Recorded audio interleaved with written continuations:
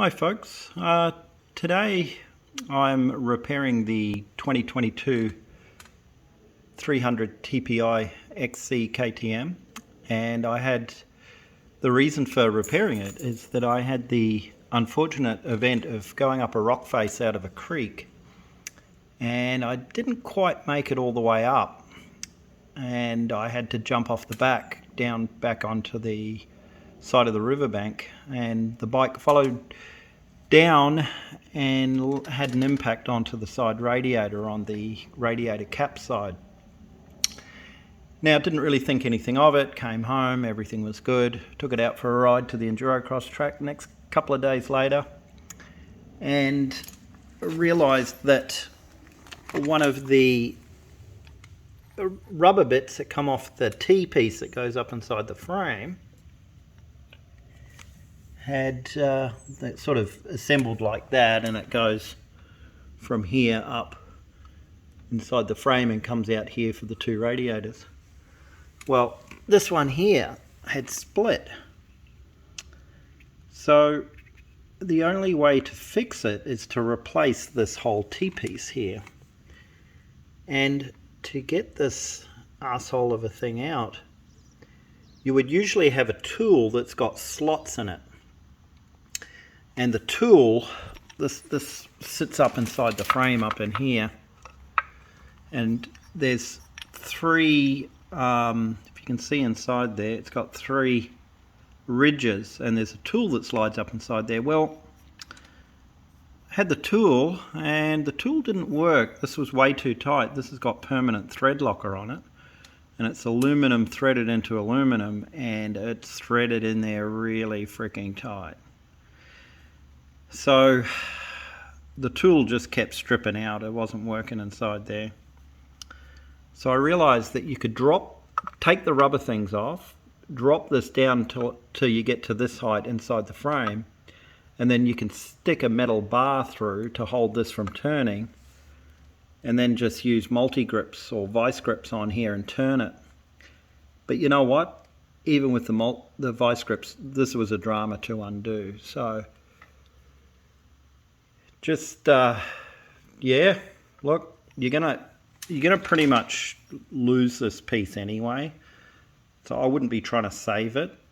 You might be able to be a real hero, use the tool, save it, and life's going to be good, but I really honestly can't see that happening. So best thing to do is just rip these two rubber things off that have got these permanent clamps on, and because that was the failure, and get yourself, I'll just go around the side of the bike, get yourself one of these. It's Simco, I think. Yeah, Simco, apparently made in England, but I doubt it made in China. And this one replaces the one up inside here. It's not going to suffer from this getting damaged if the radiator gets pushed in. It'll just flex and push out of the way. I think these are about $100, way too expensive for what they are. But here, I'll just take this lower bit of hose off. I bought a hose kit as well, but so this is a replacement piece. Now, as it turns out, most of the riders, like professional riders, have this replaced anyway, just as a precaution, because you can bend the radiator pretty good before they'll leak. But if you cut part of this hose with the radiator, if it gets impacted and cuts into it on the factory one, well, you're pretty much stuffed. You're not going to be able to replace that during a race or try and fix it. So what I'm going to do is put a zip tie around here to squash it in, like squash it upwards, and then I'm going to slide it up through the framing and attempt to get it in there. And then once it's in there, it'll be good for life. And as I say, I have I don't really recommend it, but I'm going to be careful and make sure the bike's always warmed up before I really get into it. I am going to delete the very cumbersome thermostat housing. What ends up happening on these bikes is when this is sitting in here, and I've covered this in a video before, when this is sitting in there, get it sitting up there. What ends up happening, and I'm going to show you because I got it apart, which is quite nice. Hold on, one-handed.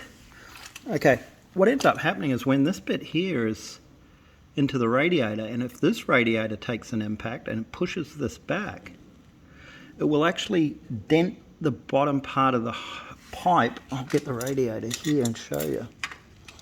What it will do is when this is in here, it impacts it and it bends this pipe in. It'll just put a big ding in here and it will leak. You'll think you just got to tighten the hose, but you can't. Then it will, what it'll do, it'll also cut through the factory hose. So this will get cut through. What I usually do on these new bikes is pull this off, cut this clamp off, and then put a bit of silicone hose on, like what this stuff here is. Oh, put a bit of silicone hose in there, and that tends to be able to take the impact a lot better and not cut through. These hoses are pretty shit. So yeah, if you do have the proper tool and you find it doesn't work, drop it down in the frame, get a metal rod. I used a 1/4 inch extension off a socket set, and put it through there, through that bit. And then once you undo this, you've got to then just push that back up and fish this little top piece out here, because that just ends up coming out. But yeah, I do find it unlikely that you're going to be able to reuse this regardless if you pull it out. It could be a miracle, but the videos online show it's easy to get out, but I find it's pretty tough. It's very awkward. So yeah, any questions, post it up in the description there. And I'm going to get this thing back together. I've borrowed a right-hand radiator because radiators are hard to come by at the moment, apparently. So I've borrowed a radiator off 21, and I'm going to get this thing back together. I'm still waiting. I'm still using the fork off my girlfriend's 21 because my fork, right from the factory, the air fork, was damaged and was cutting through the seals that hold the air in the air chamber. So that's been about 3 weeks now, waiting for they went to repair it with the repair kit, and when they went to repair it, they realized that the shaft was damaged. So they're putting a whole new cartridge in my other one. It is ordered, and I'm waiting for them to give me the good news that I'm getting it back so that we have the other bike back on the trail again. So yeah, as I say, any questions, let me know. I'm happy to answer them.